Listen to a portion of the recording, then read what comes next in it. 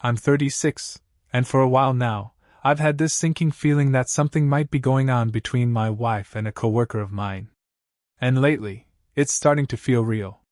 Back in 2014, I met my wife, let's call her Lily, by total chance at a local mall. She was 32 at the time. I was planning to grab food at a different spot, but the line was ridiculous, so I jumped into the shorter one, where Lily just happened to be standing. When our eyes met, I was floored.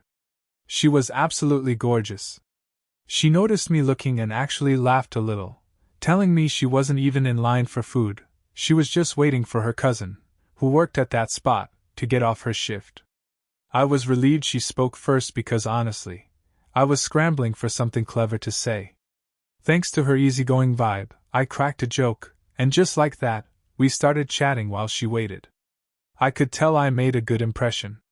When I offered to buy her something to eat, she asked for a strawberry lemonade instead, and I didn't hesitate.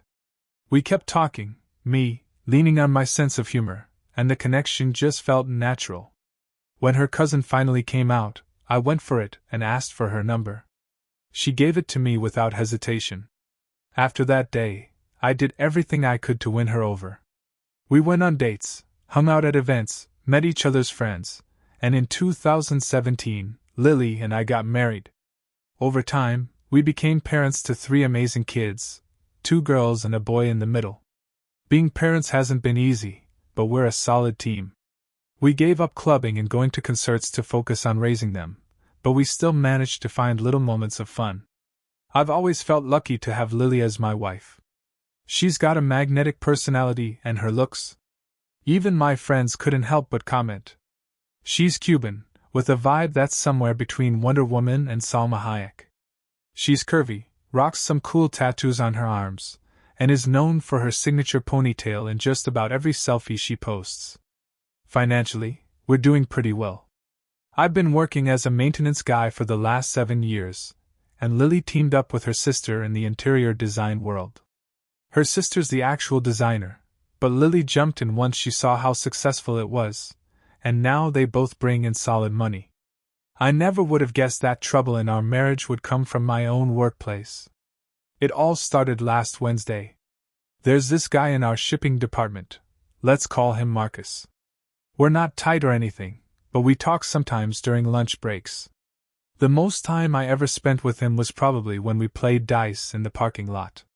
We mostly talk hoops when we cross paths. One weekend, my car's brakes went out, so I couldn't drive to work. Lily offered to give me a lift and pick me up after my shift. The first time, she got there about half an hour early, so she ended up hanging around. That's when she started talking to Marcus and another coworker I'll call Tasha. I introduced Lily as my wife, we made a little small talk, and then we headed out. Looking back, that might have been where it all began. During that week, Lily had to pick me up a few more times. Every time I came out, I'd find her in the office with Marcus and Tasha, vibing to rap music through Marcus's Beats headphones. Lily told me she liked chatting with Tasha, and since Tasha and Marcus lived near each other and were pretty close, I didn't think much of it at first. But after that week, Lily started coming by my work just to hang out with them, mostly with Tasha, or so I thought. Since Tasha was supposed to be her friend, I didn't mind them texting or chatting. But Marcus? I didn't pay enough attention to how often he was around. And the fact that Lily was always getting attention on Instagram didn't help. I kept trying to push down the nagging doubts, even when I caught her talking to Marcus without Tasha anywhere in sight. I didn't want to jump to conclusions too quickly. The last thing I needed was to start a fight with Lily and end up arguing in Spanish every day. It wouldn't have gone well. But things really started to feel off last Wednesday. That was the day when my suspicions about something going on between her and Marcus began to surface. I was leaving work, saying goodbye to one of my coworkers who was on the phone at the time. He nodded and said bye back, but the way he said my name caught me off guard. It was like the person on the other end of the line knew who I was. Curious, I asked who he was talking to. He smiled and said it was an old coworker of ours, someone I hadn't spoken to in a while. Then he told me the guy wanted to say hi, and handed me the phone. Turned out, it was Tyrell, a guy I used to work with. I was actually happy to hear from him. We hadn't talked since he moved. We caught up a bit, talking about our time at work and why he left. Tyrell told me his brother landed him a gig at a warehouse in Atlanta, and he moved there for the job.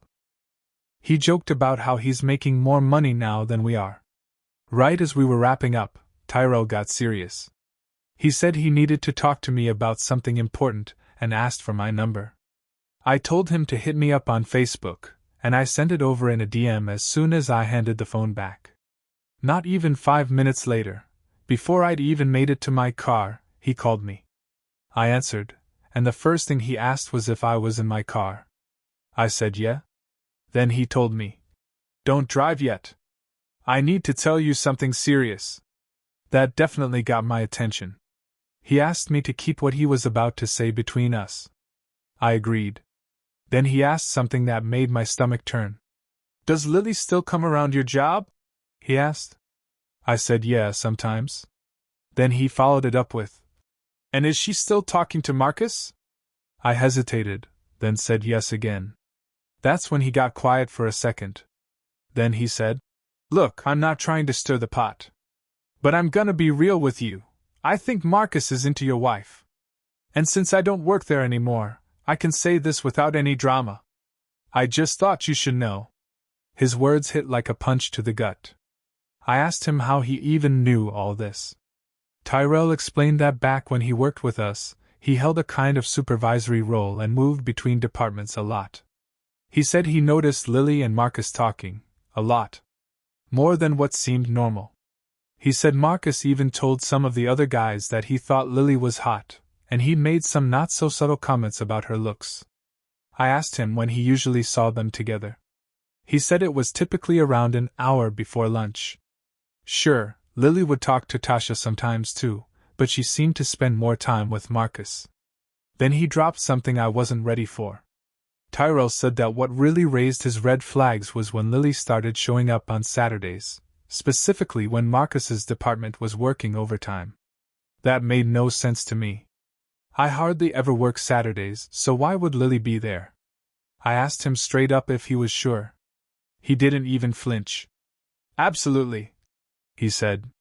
"I saw her there. Multiple times." Then he told me about one Saturday that stuck with him. Things were pretty laid back that day, with not much going on. Marcus had his speaker out, playing music like usual. But after a while, Tyrell said he started hearing loud Spanish music blaring from the office. He walked over to check it out, and what he described next made my blood run cold. According to Tyrell, the scene had taken a turn. Marcus had his arm around Lily's neck while she was twerking for him. Now, Lily's not the curviest woman out there, but she's got enough to pull that off if she wants to. I was stunned. I asked Tyrell if he was absolutely sure that he wasn't just mistaken somehow. He didn't back down. He said, "Man, I'm not blind. I saw it with my own eyes. Everybody saw it. She was dancing for him like she was trying to win a damn contest." Then he added something that hit even harder. Marcus had lifted her shirt up, exposing part of her back through her leggings. I asked if she tried to stop him, push him off, do anything. Tyrell said no. She laughed and kept dancing, he told me. Like she was enjoying the attention. I didn't want to believe what Tyrell was telling me. I really didn't. But he sounded sincere, even remorseful. He told me I needed to keep Lily away from Marcus, and even from Tasha. I thanked him for being straight with me, and we ended the call not long after. As I drove home, a wave of humiliation and anger washed over me. My thoughts were a tangled mess. The thing that haunted me most was realizing that this twerking incident, this whole scene Tyrell described, had happened 7 or 8 months ago. That meant there had been plenty of time since then for things to escalate. What if Lily had gone to Marcus's place? What if she'd done more than just dance? I knew I had to confront her. I had to see if she'd be honest with me, even a little. When I got home, Lily was on the phone with her mom, chatting casually like it was just another normal day. Once she got off, I asked her if she'd hung out with Tasha today. She nodded and said yes. Then I asked if she'd seen Marcus. She said no. That answer hit me like a slap. I looked at her and said, "That's surprising. You guys seem like the Three Musketeers." She shrugged and said Marcus hadn't really been around much lately. It was a flat-out lie. I'd seen how often he was around, how they acted together, and she knew I had. After that short exchange, she just walked right past me into the kitchen to grab her phone, probably to text one of them. It was like she wasn't even trying to hide it anymore. I stood there, completely gutted. She'd lied to my face, so effortlessly, like it was second nature. I just watched her make dinner for the kids, feeling this crushing mix of heartbreak and rage. I wanted to scream. I wanted to cry. My emotions were spinning out of control. But most of all, I needed proof. Real proof. The kind that could hold up if this ended in divorce. But how was I supposed to get that? These were people I worked with. If I made any kind of move, it could cost me my job. And as much as Tyrell's story messed with my head, it wasn't enough to take to court. They could all deny it. Marcus could say Lily was just dropping off lunch. The old security guard would probably back them up without a second thought. Still, in my heart I knew the truth. Lily had done something behind my back. That twerking scene from 8 months ago? That was just what I knew about. God only knows what's happened since then. My imagination kept spinning out of control. Now I had to figure out a way to get solid evidence, without risking my job or causing a scandal that would blow back on the kids. I knew her family would defend her, no matter what. If I could come up with a plan, I'd share it. But for now, I was stuck in limbo, choking on doubt and betrayal. Update: things have only gotten worse. More and more signs are pointing to the fact that Marcus, my coworker, might have been sleeping with my wife. To give a little background, Lily started giving me rides to work after my car broke down and needed new brakes. While waiting for me to get off, she got friendly with Tasha, a woman in the front office, and Marcus, who works in shipping. Every time I stepped away from the floor, I'd catch them talking, laughing, listening to rap on Marcus's Beats headphones. Over time, Lily got close with them. So close, in fact, that she started coming by on her days off just to hang with them during lunch. A few weeks ago, I got a phone call from Tyrell, an old coworker. He said Marcus had been making moves on Lily. He'd seen it with his own eyes. Private conversations, flirty body language, the way they looked at each other. Most of it happened about an hour before Marcus's lunch break. But what really threw Tyrell was the Saturdays. He told me that when Marcus worked overtime, Lily would randomly show up. At first, Tyrell didn't want to say anything.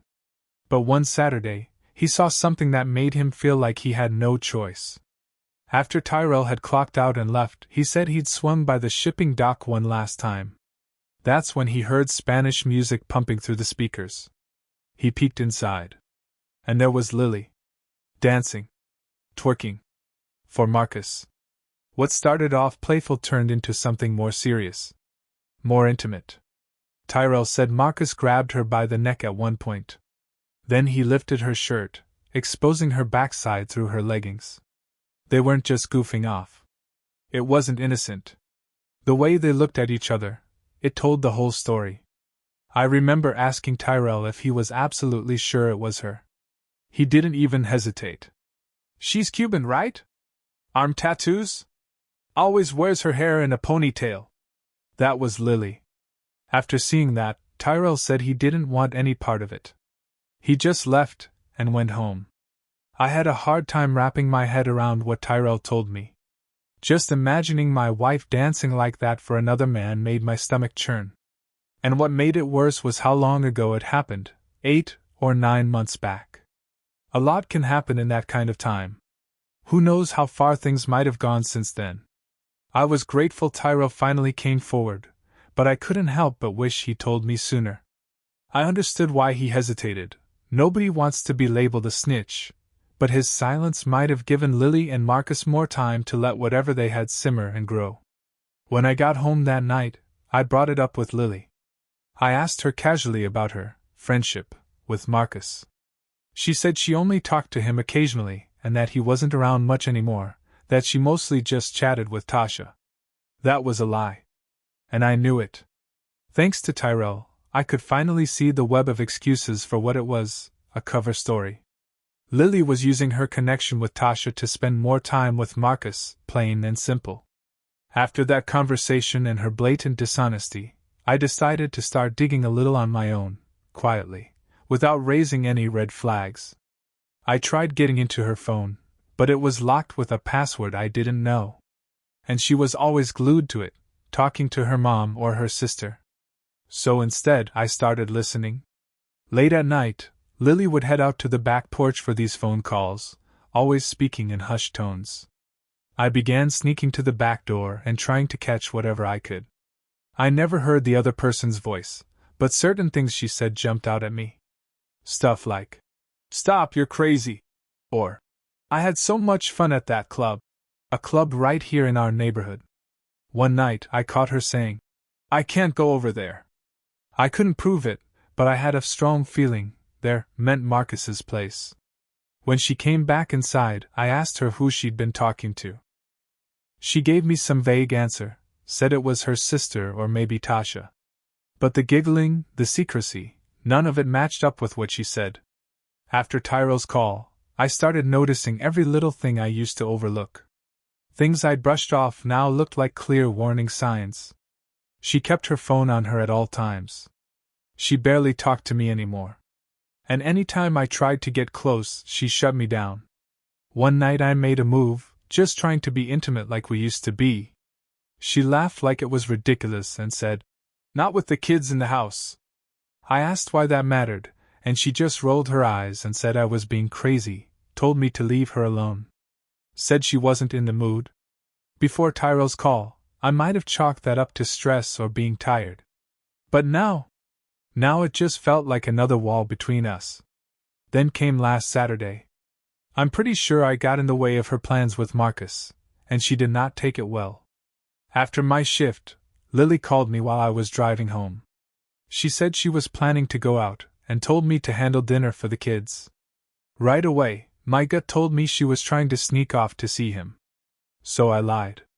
I told her I had some errands to run, and wouldn't be home for a while.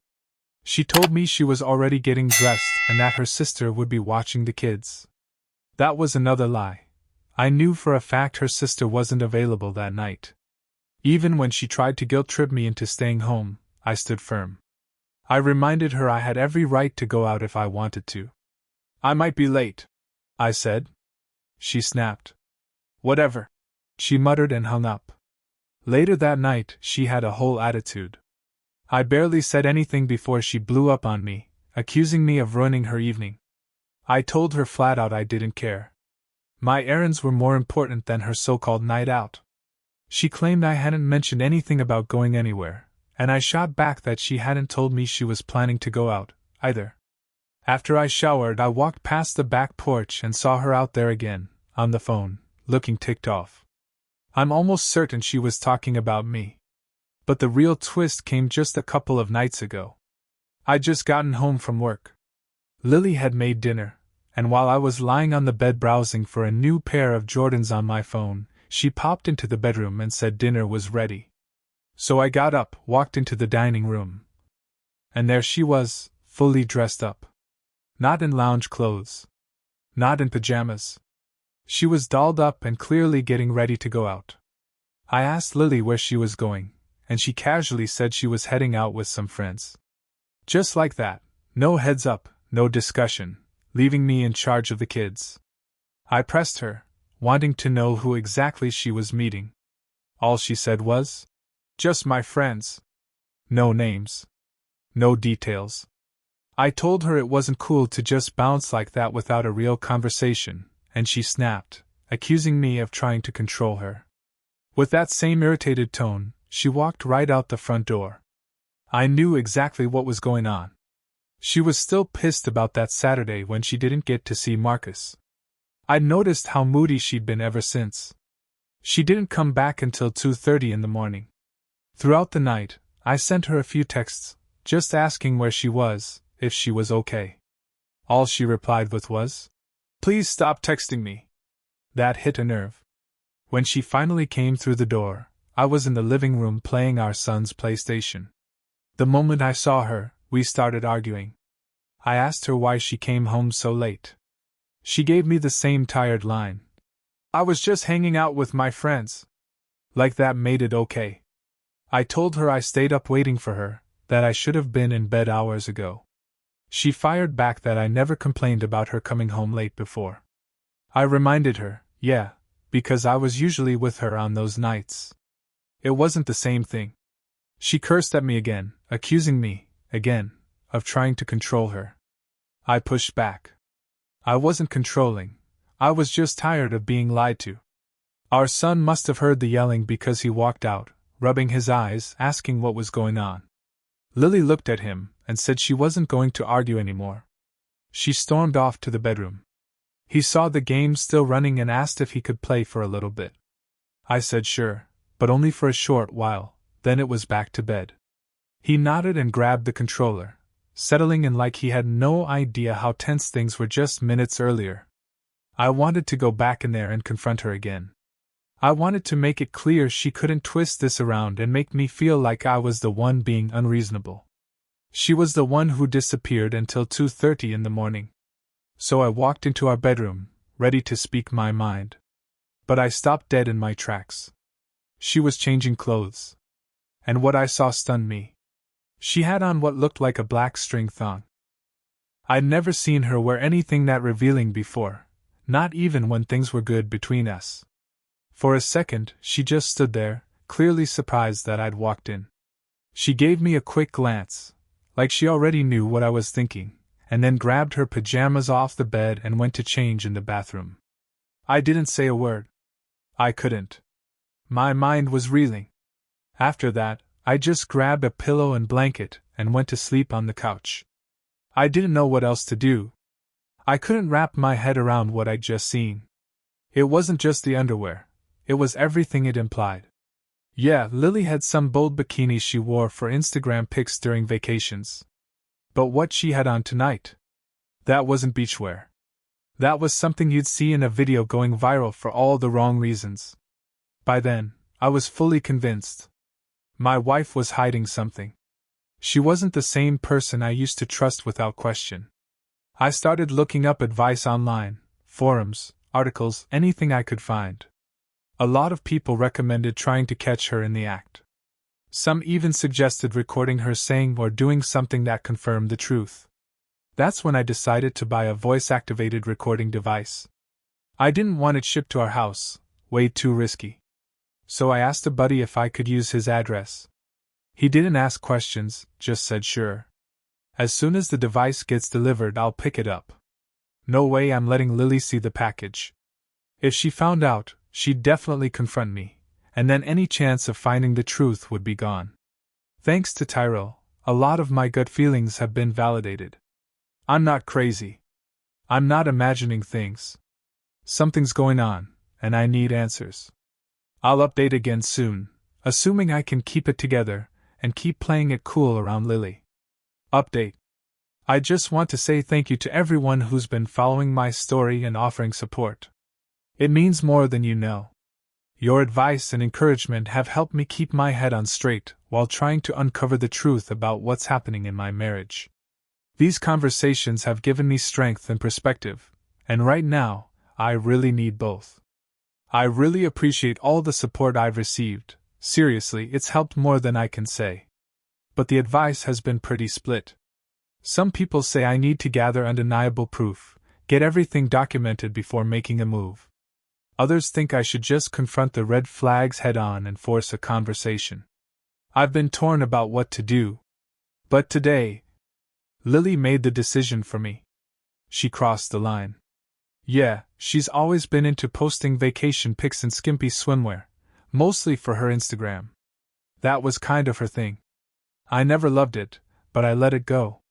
But that string thong she wore the other night? That wasn't for the gram. That was something meant for someone else to see in private. And when I walked in on her wearing it, I didn't even argue. I just left the room in shock. Tyrell flipped my world upside down, and now all the signs I used to ignore are painfully clear. Before his warning, I always tried to play it cool. I didn't want to be the jealous husband. Lily's drop-dead gorgeous and always gets attention, especially online. She's got a massive following on Instagram, and her pictures rack up likes, even old ones. A lot of the comments are inappropriate. That's not easy for any guy, especially someone trying to stay grounded. But I did my best. Still, this situation isn't about jealousy. It's about betrayal. And I think I've been way too passive. We're married. That means trust, loyalty, communication. But that's not what's happening here. So I decided to get serious. After buying a voice-activated recorder, I made a plan. If I caught something solid, something I couldn't ignore or excuse, I'd file for divorce. One afternoon, I rode with Lily to the grocery store, hoping we could maybe reset things. I thought if there was still something worth saving, maybe this would be a chance to reconnect. I told her I was okay with her going out with her friends, but as a mom, she still had responsibilities. Family should come first. She didn't take it well. She snapped back that she was a grown woman and didn't need to be controlled. Said she had every right to hang out with her friends, that she wasn't going to be locked in the house or stuck at work 24/7. I told her I understood, but her fun was starting to look more like an escape, and a reckless one. She never told me where she was going or when she'd be back. Eventually, she admitted she'd try to be more considerate, more thoughtful about how her actions affect me and the kids. And for a minute, it seemed like we were actually getting somewhere. But that didn't last. A few days later, Marcus called. I didn't even know what to make of it. But today, Lily did something that pushed me over the edge.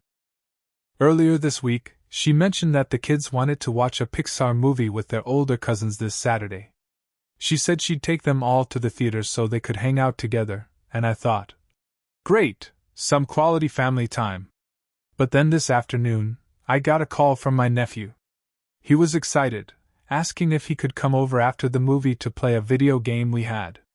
I told him that if Lily was planning to bring them back to our place afterward, sure, that was fine.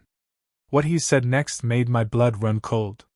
He said Lily wasn't watching the movie with them. She was just dropping them off.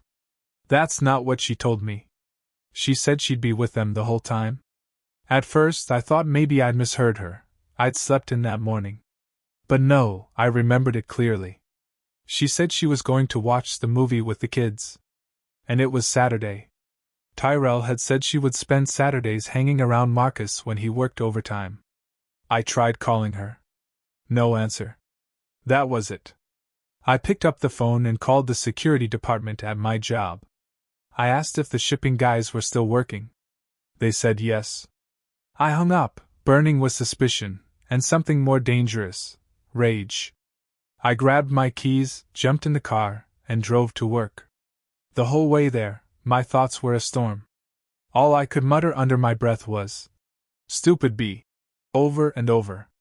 I couldn't believe the games she was playing. We talked about this.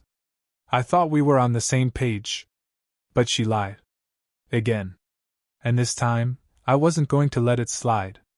If Marcus wasn't avoiding her today, then maybe, just maybe, I'd finally see the truth with my own eyes.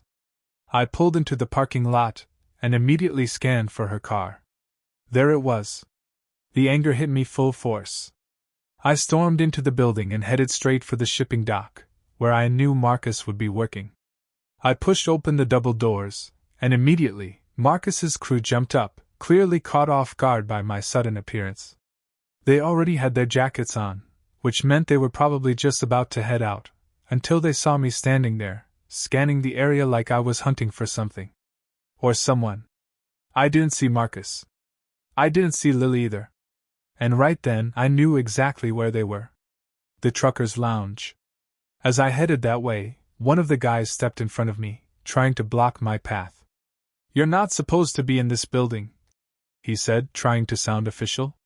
I warned him, calm but firm, that he needed to back off. I wasn't playing around. He tried to puff up and look tough, but he didn't move. Still, it was obvious he didn't really want a confrontation. I didn't waste any more time on him. I pushed past and made my way to the lounge. The truckers' lounge used to be a place where drivers waited while their rigs were being loaded. But a few years back, they changed the rules. Now, truckers have to stay in their cabs until they get their paperwork. Supposedly to prevent theft, though I never understood who'd even want the junk we shipped. The lounge is small, just 2 old vending machines that haven't worked in years. It's the last place anyone should be hanging out. But as I got closer, I heard it, groaning. That sound confirmed everything. I kept to the wall and peered through the doorway, and what I saw hit me like a truck. Marcus was sitting on a couch, shirt wide open, pants and boxers down to his thighs. And Lily, my wife, was kneeling in front of him. It was a scene out of some messed up story, like something you'd read in a dark novel. Him slouched like a king, her in complete submission. His hand resting on her head, her face buried in his lap. I froze, then slowly reached into my pocket and pulled out my phone. I hit record. I managed to get at least 7 seconds of video, just enough to show exactly what was happening. Lily was way too into what she was doing to notice, and Marcus was just sitting there, watching like he was untouchable. After getting what I needed, I exploded. "Damn you, Lily! You witch!" They both looked up. Marcus looked shocked. "Lily?" She just looked irritated. She actually had the nerve to look annoyed, like I was the one out of line. She snapped, "What are you doing here?" Still holding him. I was seething. "Damn you, Lily! Is this how you treat me?" She rolled her eyes. "Can you please just go away?" Like I was interrupting something minor. Like I wasn't her husband, standing there watching his wife betray him. I shouted, "Forget both of you!"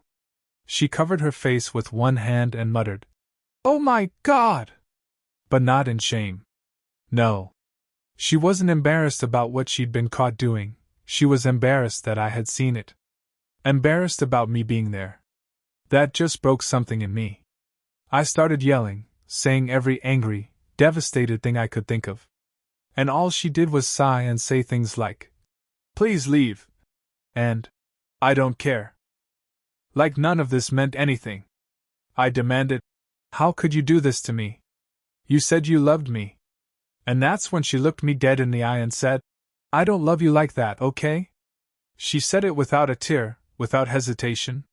Just cold. I told her right then, I wanted a divorce. Her response? A dry, frustrated, "Okay."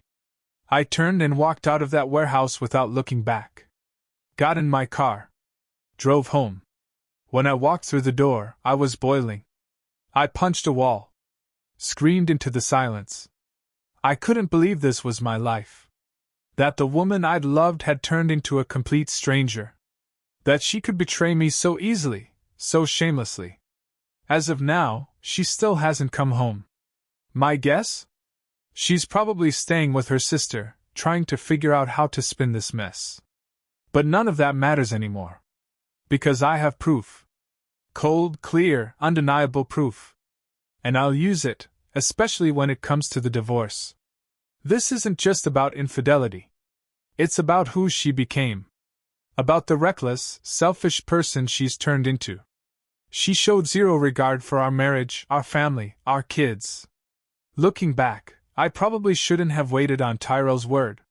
The signs were always there. I just didn't want to believe them. Now I see things for what they are. She never really wanted love, she wanted attention. As long as I gave her security and stability, I was enough. But the second someone else came along and gave her that dopamine hit of desire, she was gone. That kind of relationship never lasts. Women like Lily eventually show their true colors. Recently, I bought a voice-activated recorder, the same one I used once already. And from that short recording alone, some folks seemed to think I was dragging my feet when it came to confronting Lily, but that couldn't be further from the truth. Once I caught her in the act, I didn't hesitate. I called a lawyer and started the process of filing for divorce. Lily had always carried herself like she was some sort of prize. And for a long time, I bought into that fantasy. I did everything I could to make her happy, spared no expense, no effort. She made me believe that was what a good husband was supposed to do. She had this attitude like I should feel lucky to be with her. Like I was the one winning because I had a trophy wife who turned heads everywhere she went. And for a while I believed it. She was a great mom in the beginning, and honestly, she was a pretty decent wife at first too. But in time, I started to see the truth. She didn't love me. She loved the life I gave her. She craved attention, not commitment. That was always there, now that I look back. Her addiction to attention was obvious, especially through social media. Snapchat, Instagram, she practically lived on those apps. Thousands of followers, and 80% of them were men. And the comments? Disgusting. Half the time I wanted to throw my phone across the room after reading them. I had to grow thick skin just to keep it together. Especially on trips, Vegas, Jamaica, when she'd post bikini shots. They were all for show. Not for me. For them. And the worst part? Even with someone willing to give her everything, someone who took care of her, loved her, she still couldn't be satisfied. The moment a guy came along who gave her that shallow, flirtatious thrill, she was gone. No regrets. No remorse. After realizing the truth, I made the tough call to tell my family. It wasn't easy, but it had to be done. I started with my older brother, let's call him Ricky. I didn't hold back. Let it all out, cussing like a man who just lost everything. He asked if I was home, said he had to run a quick errand but would come by later. After that, I called my little sister, Gina. She gave me a bit of a lecture, as little sisters do, but she understood. Said Ricky would probably reach out to her anyway. She promised to check on me later. Sure enough, she called back a bit later and told me Ricky was on his way to pick me up. She asked about the kids. I told her they were at the movies and Lily was supposed to pick them up. Gina wasn't thrilled about the situation, but with me being an emotional wreck, there wasn't much else we could do. Not long after, I heard Ricky's car outside. I opened the door, and there he was, bigger than life. Shaved head, thick beard, broad shoulders. He looked like a linebacker who'd gone straight from the field to the military. He walked up and pulled me into a hug. That alone nearly broke me. We don't usually show emotion like that, but he knew I needed it. I didn't even fight the tears. I let them fall. After we pulled apart, he told me he'd stopped by the store and bought new locks. Said we needed to change them, just in case Lily tried to come back and clean the place out. So we did. We sat around for a while, talking, changing locks, drinking a little. Then I followed him back to his place. Ricky and his girlfriend were amazing, just trying to keep my spirits up that entire weekend. Gina came by too, offering more support. And bit by bit, I started to feel like I wasn't alone in this. Still, the scene kept replaying in my head. I thought I'd get the chance to catch Lily in a lie, to hear her admit something. But no. She just flat out said it. I don't love you like that. Hearing those words lit a fire in me. Not sadness, rage. A need for revenge. A hunger to make her feel even a fraction of the betrayal I was choking on. I wasn't done with her. That Sunday, her sister called. At first, Ricky didn't want me to answer. But I had to remind him, the kids were still with Lily. I needed to know what was going on. I stepped outside and picked up the phone. Her sister, let's call her Christina, asked what the hell was happening. Said Lily wasn't coming back to the house but wouldn't tell her why. I told her the truth. I caught your sister cheating on me. At my job. With one of my coworkers. Silence. Then she lost it. Started yelling, saying I was lying, defending Lily like her life depended on it. I let her vent for a minute. Then I cut her off. You know what? I'll show you. And I hung up. Then I sent her the video. Didn't hear a word from her after that. Not that day anyway. The rest of Sunday, I just tried to breathe. Tried to calm down. And then came Monday. I went into work and asked to speak with my supervisor about Marcus and Lily. To my surprise, he handed me a formal complaint form and told me to fill it out. While I was doing that, he looked at me and asked, with genuine sympathy, "Are you sure this is really happening?" I didn't hesitate. I told him yes, I was absolutely sure. Then I asked, "Do you want to see the video?" He looked surprised and asked if I actually had evidence. I said, "I do." He paused, took the form back from me, and said it wouldn't be necessary anymore. Then he picked up the phone and made a call to one of the higher-ups. After he hung up, he told me he'd contacted our site manager and asked them to send the video to his email so it could be reviewed when the regional boss came to visit in a couple of days. I agreed. I also told him I wouldn't be coming into work those next few days. He nodded. Said he was just about to suggest the same. A few days later, I got a call from Lily's sister, Christina. I didn't expect to hear from her again. She said she talked to Lily and asked if I'd be willing to have a conversation with her that night, mainly because the kids wanted to come home. I said I'd gladly take my kids, but I wasn't interested in talking to Lily. Not after what she did. Christina said she understood Lily had made a mistake, but that I should be the reasonable one, for the sake of the family. I couldn't believe what I was hearing. Me? The unreasonable one? I told her I wasn't going to sit and talk with someone who cheated on me with a guy I work with and humiliated me in my own workplace. I reminded her that Lily had brought another man into our lives and now everyone wanted me to pretend it didn't happen. Christina insisted it wasn't like that. Claimed Lily only messed around with Marcus at work, or at his place. I laughed. And how am I supposed to know that's true? I asked. For all I know, she's been messing with his friends too. Christina got defensive and told me that wasn't how it went down. I told her. Then explain it. What exactly did happen? And that's when she told me everything Lily had confessed to her. I regretted asking almost immediately, because deep down, I knew Lily wouldn't lie to her sister. And that made it all worse. According to Christina, when Lily first met Tasha, Marcus was already chatting with her. Lily told them she was just there to pick me up. But during those times, she started talking to Marcus more and more.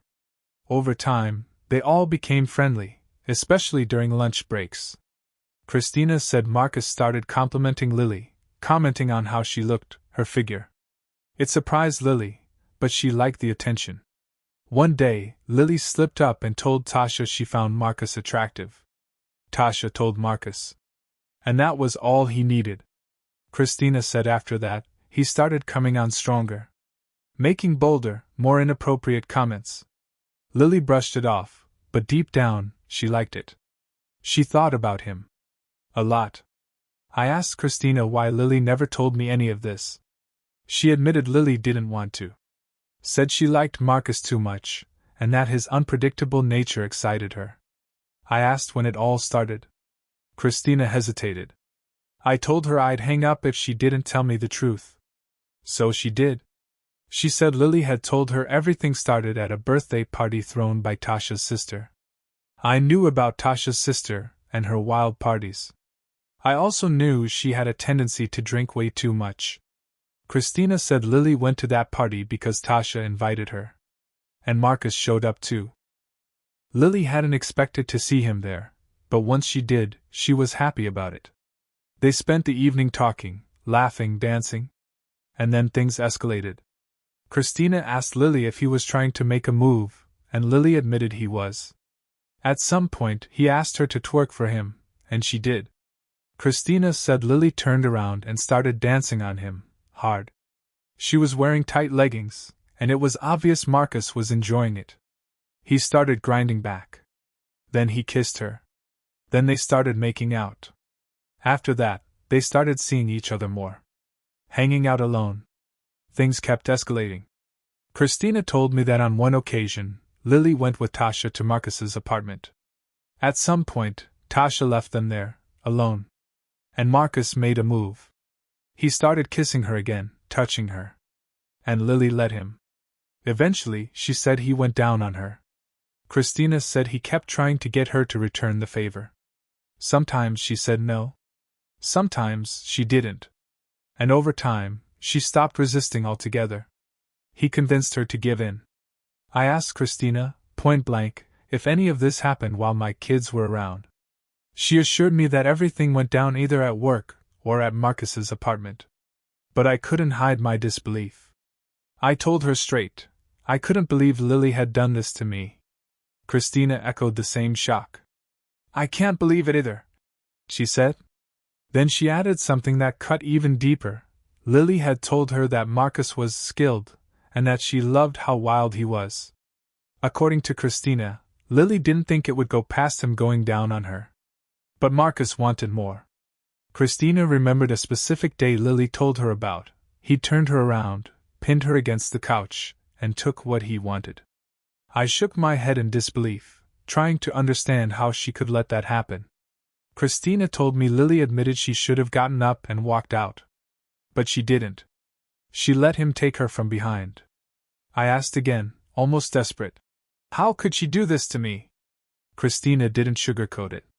She said Lily found the whole thing thrilling, the secrecy, the danger, the wrongness of it all. It just made it more exciting for her. She'd always been drawn to Marcus's rebellious streak, and once she gave in to him, he didn't let up. Christina even mentioned that he was so enthusiastic that Lily worried the neighbors might hear them. And I couldn't help but relate. Years ago, my brother and I helped our aunt move out of this old, rundown apartment. While we were lifting boxes, we started hearing loud noises from below. Turns out someone was watching an action movie so loud it sounded like Vin Diesel or James Bond was living downstairs. Those walls were paper thin. If Marcus lived in a similar place, and based on everything I knew, he probably did, then yeah, there's a good chance his neighbors heard every moment. Christina continued, saying that after that first encounter, any time Marcus wanted it, he got it. They kept it their little secret. Until Tyro, of course, threw a wrench in their plans. Apparently, they never thought he'd be brave enough to speak up. Christina tried to keep talking, but I had to stop her. The party, the apartment stuff, it's already too much, I told her. She asked if I could at least be the calm and rational one, just talk to Lily. But I shut that down fast. I said I'd be coming by tomorrow to pick up the kids, but I wasn't interested in seeing Lily, let alone talking to her. Christina sighed and said it wouldn't work if we were both being stubborn. But I reminded her, Lily had made a complete fool out of me. She had her chance. I wasn't giving her another one. I told Christina the plan. I'd come for the kids, nothing more. She let out a frustrated groan and hung up. That day, I hit a low point. I felt empty. Betrayed. Humiliated. But somehow, I had to pull myself together. I had to keep going. A few hours later, I got a call from a number I didn't recognize. Then came a follow-up text, and I realized it was one of my coworkers. I was driving, so I answered through the Bluetooth in my car. He got straight to the point. Hey man, what's going on? I played it cool. Told him I was just out running errands. Then he hit me with something unexpected. Did you have something to do with Marcus getting fired? That stopped me in my tracks. He went on to say that earlier, 2 men and a woman, dressed in suits, had shown up at work with our supervisor. They went straight to the back, toward the truckers' lounge. Right then, I knew what was happening. They were inspecting the area, comparing it to the room in the video I'd filmed. My coworker said that about 20 minutes after they arrived, they called Marcus into the office and told him to pack up his stuff. They fired him. I ended up telling my coworker the truth. Everything. He said he would have done the same if he were in my shoes. Then he asked when I planned on coming back to work. I told him I was aiming to return Friday, just for a half day to ease back in. He sounded supportive and said he'd catch up with me then. That night, I made myself a simple dinner. It was the first time in a while I felt just a little bit of relief. But now, my attention had fully shifted to the divorce. The next day, I had to pick up the kids. I wasn't looking forward to it. It had been days since I'd last seen Lily. I brought my brother Ricky with me, just in case things got heated. When we got there, the kids were excited to see me. Really excited. They hugged me tight and told me their mom had been cold with them, ignoring them, acting like she didn't even want them around. They just wanted to come home. I glanced toward the kitchen and saw Lily leaning against the counter, talking on the phone, laughing with her sister, completely ignoring me. I told the kids to head out to the car. As they left, my oldest daughter asked if she could bring her iPad. I said sure. But then Lily snapped, saying the iPad had to stay because she bought it. My daughter looked crushed. I told her to go wait in the car and that we'd sort it out later. Once she was out of earshot, I turned to Lily and asked, "Really? You're being this petty?" That sparked an argument, loud and ugly. I didn't hold back. I called her some names I probably shouldn't have, and she came right back, calling me a snitch for getting Marcus fired. I reminded her that just a few weeks ago, she claimed she didn't even know Marcus that well. She rolled her eyes and told me to go cry to your mama, then threw in a sarcastic, "You should be lucky I even gave you attention." She said I should have just fought Marcus like a real man, instead of getting him fired. I fired back, "I only fight for real women, not ones who throw themselves at the next dude with a nice smile." She called me dusty and lame, and said she doesn't love lame guys. In a moment of pure frustration, I grabbed a glass of orange juice from the counter and threw it, missed her by a couple of inches. She retaliated by chucking a fork at my head. Luckily, she missed too. The chaos finally came to a stop when Ricky, Christina, and one of Christina's friends stepped in to separate us. Lily kept screaming, "I don't want you! I'm done!" Next, Ricky dragged me out onto the porch to cool off. I was so drained, I didn't even have the energy to fight him to get back inside. I just let it go. When I got back to the car, my daughter looked up at me. "Did Mom take my iPad?" she asked. "Yeah," I told her. "She did." She just sighed and said, "I don't care anymore. I just want to go." That broke me. Everything had gone to hell, and my kids were stuck in the middle. I knew I'd lost my temper, but for the first time in months, I felt like I'd finally said what I needed to say. No more bottling it up. Now the kids are with me. With the new locks on the doors, they'll stay here. I sat them down gently and told them the truth, that their mom and I weren't going to be living together anymore. They were heartbroken. But they understood. As I said before, the divorce is my main focus now. The lawyers believe the video evidence could be a big asset. I'm hanging on to that. Lily always thought she could do whatever she wanted and never face consequences. She's too self-assured, too confident that she'll land on her feet.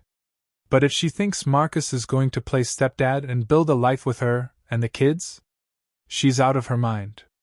I know him better than she does. She was just a fling. A conquest. Once he's bored, and he'll disappear. That reality's going to hit her hard. It might not even take a year. At least now, I have some peace. I'm trying to move forward, focus on the kids, and hold my family close. I still worry about them, and maybe even Christina. I think one day, she'll realize just how badly Lily messed everything up. Until then, I'm just taking it one day at a time.